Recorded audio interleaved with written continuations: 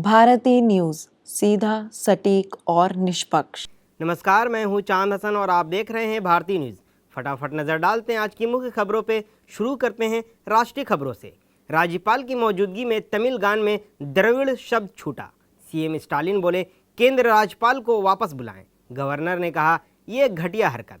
तमिलनाडु में राज्यपाल आर.एन. रवि और सीएम एम.के. स्टालिन के बीच एक बार फिर विवाद हो गया है। इस बार मामला तमिल गान से द्रविड़ शब्द हटवाने के आरोप से जुड़ा है, जिसके बाद सीएम ने पीएम मोदी से राज्यपाल को हटाए जाने की मांग की है। सीएम ने उन्हें आर्यन कहा, उन पर देश और तमिलनाडु की एकता का अपमान करने का आरोप भी लगाया। राज्यपाल आर.एन. रवि ने सीएम स्टालिन पर पलटवार करते हुए कहा कि यह दुर्भाग्यपूर्ण रूप से घटिया हरकत है। इससे मुख्यमंत्री के संवैधानिक पद की गरिमा कम होती है। विवाद यही नहीं रुका। स्टालिन ने रवि की पोस्ट पर सवाल उठाया और कहा राज्यपाल ने तमिल गान छूटने पर आपत्ति क्यों नहीं जताई, जबकि उन्हें इसे सही करने की स्वतंत्रता है। दरअसल यह पूरा विवाद दूरदर्शन तमिल के हिंदी महासमापन समारोह से शुरू हुआ। कार्यक्रम में सिंगर तमिल गान की एक लाइन भूल गए। इस कार्यक्रम में राज्यपाल रवि भी मौजूद थे।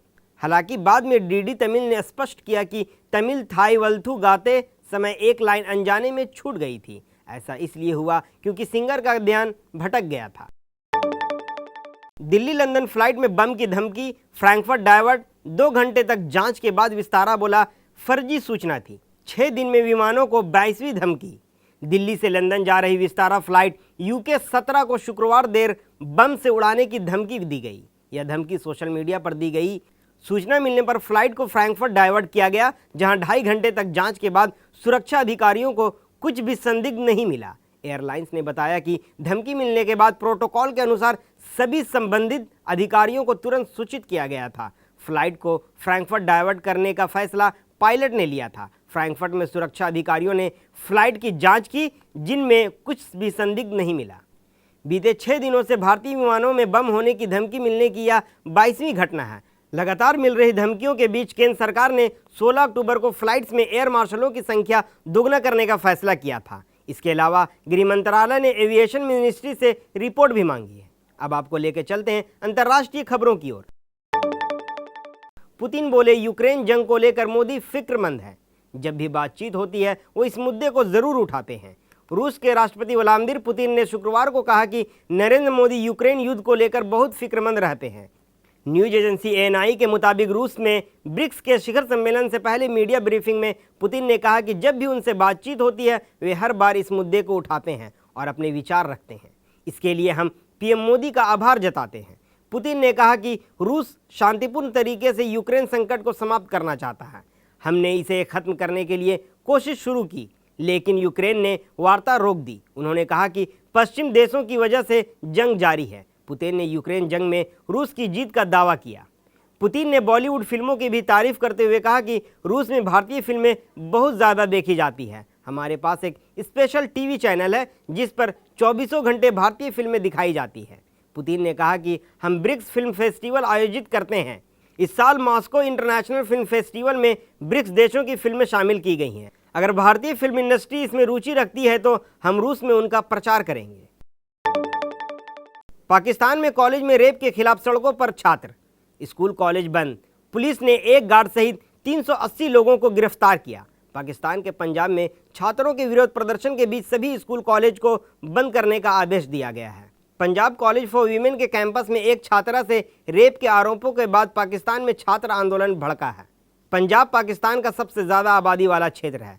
अब पंजाब प्रांत के गृह विभाग ने शुक्रवार और शनिवार को लोगों को इकट्ठा होने पर भी प्रतिबंध लगा दिया है। स्कूल कॉलेज बंद होने से पंजाब प्रांत में लगभग 2.6 करोड़ बच्चों और कॉलेज के छात्रों की पढ़ाई पर असर पड़ेगा। रावलपिंडी पुलिस का कहना है कि गुरुवार को शहर में हुए विरोध प्रदर्शन के दौरान तोड़फोड़ और आगजनी के आरोप में 380 लोगों को गिरफ्तार किया गया है। पुलिस सोशल मीडिया पर उपलब्ध फोटो वीडियो आगजनी करने वाले छात्रों की पहचान करेगी। छात्रों का प्रदर्शन अब लाहौर के अलग अलग कॉलेजों से लेकर रावलपिंडी जैसे शहरों तक फैल गया है। रावलपिंडी में हो रहे प्रदर्शन पर पुलिस ने आंसू गैस के गोले छोड़े और लाठीचार्ज भी किया। अब खबरें व्यापार जगत से। जीएसटी दरों की युक्ति संगत बनाने के लिए आज जीओएम की बैठक। बीमा प्रीमियम पर लगने वाले दर को कम करने पर चर्चा। जीएसटी दरों को युक्ति संगत बनाने और स्वास्थ्य एवं जीवन बीमा प्रीमियम पर मौजूदा दर कम करने के बारे में सुझाव देने के लिए गठित दो मंत्री समूहों की आज यानी 19 अक्टूबर को बैठक होगी। बीमा प्रीमियम दर कम करने के लिए गठित जीओएम की यह पहली बैठक होगी। आधिकारिक सूत्रों ने शुक्रवार को बताया कि बिहार के उप मुख्यमंत्री सम्राट चौधरी की अगुवाई वाली मंत्री समूह बीमा प्रीमियम पर कर की दर को 18% से कम करने के बारे में सुझाव देगा। सम्राट चौधरी की अध्यक्षता में गठित 13 सदस्यीय जीओएम की यह पहली बैठक होगी, जिसका गठन स्वास्थ्य और जीवन बीमा प्रीमियम पर लगाने वाले सुझाव देने के लिए किया गया था। सम्राट चौधरी की अध्यक्षता वाली 13 सदस्यीय जीओएम में उत्तर प्रदेश, राजस्थान, पश्चिम बंगाल, कर्नाटक, केरल, आंध्र प्रदेश, गोवा, गुजरात, मेघालय, पंजाब, तमिलनाडु और तेलंगाना के मंत्री शामिल हैं। मंत्रियों वाले इस पैनल को अक्टूबर के अंत तक जीएसटी परिषद को अपनी रिपोर्ट सौंपने को निर्देश दिया गया है। बायजू के फाउंडर बोले, मैं धोखेबाज नहीं, वापसी करूंगा, नेटवर्थ जीरो हुई इसके लिए बड़े निवेशक जिम्मेदार, उन्होंने साथ छोड़ा इसलिए हालात बिगड़े। फाइनेंशियल क्राइसिस से जूझ रही एडटेक कंपनी के बायजूस फाउंडर बायजू रविंद्रन ने कहा कि मुश्किल समय में सहयोगियों ने साथ छोड़ दिया, जिससे कंपनी के हालात खराब हुए थे। रविंद्रन ने वर्चुअल मीडिया ब्रीफिंग में ये बात कही। इस दौरान उन्होंने अपनी कंपनी के सबसे बुरे दौर, नेटवर्थ जीरो होने के साथ साथ बीसीसीआई के साथ विवाद, फंड जुटाने, भारत छोड़ने और दुबई में रहने के कारणों सहित कई मुद्दों पर बात की। रविचंद्रन ने कहा कि उनकी कंपनी धोखेबाज नहीं है। उन्होंने कहा कि जानबूझकर हमने कोई गलती नहीं की, कोई फ्रॉड नहीं किया। अगर फ्रॉड होता तो फाउंडर्स पैसा निकाल लेते, मैं कंपनी में अपना सारा पैसा नहीं लगाता। उन्होंने कहा, मैं डेडलाइन नहीं देना चाहता, लेकिन मैं वापसी करूंगा। अब खबरें खेल जगत से। कोहली 9000 टेस्ट रन बनाने वाले चौथे भारतीय बैटर बने। 221वीं बार 50+ स्कोर बनाया। भारत और न्यूजीलैंड के बीच बेंगलुरु में खेले जा रहे पहले टेस्ट मैच में तीसरे दिन 4 रिकॉर्ड्स बने। तीसरे दिन दोनों टीम ने मिलकर 453 रन बना डाले। यह भारत में खेले गए किसी टेस्ट मैच में एक दिन में बना दूसरा हाईएस्ट स्कोर है।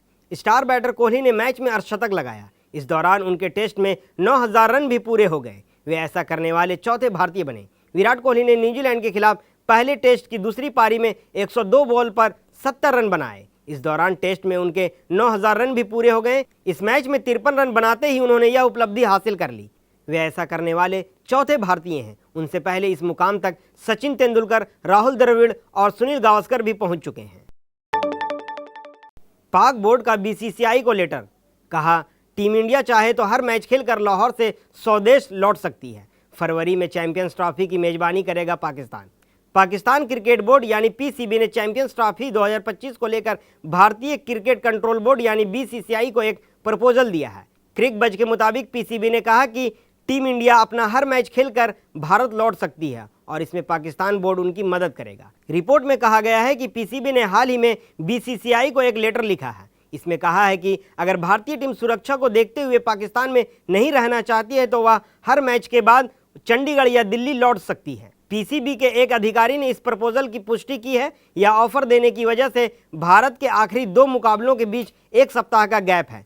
रिपोर्ट्स के अनुसार हाल ही में भारत के विदेश मंत्री एस जयशंकर की पाकिस्तान यात्रा के दौरान भी भारतीय टीम के पाकिस्तान जाने पर चर्चा हुई थी। जयशंकर और पाकिस्तान के विदेश मंत्री इशाक डार के बीच कई बार बातचीत के दौरान इस मुद्दे को उठाया गया था। इस यात्रा के बाद पीसीबी की उम्मीदें जागी हैं। हालांकि इस पर अब तक कोई आधिकारिक बयान जारी नहीं किया गया है। फिलहाल के लिए बस इतना ही और अन्य सभी बड़ी खबरों के लिए देखते रहिए भारती न्यूज़ और भारती न्यूज़ को लाइक, शेयर, सब्सक्राइब करना ना भूलें।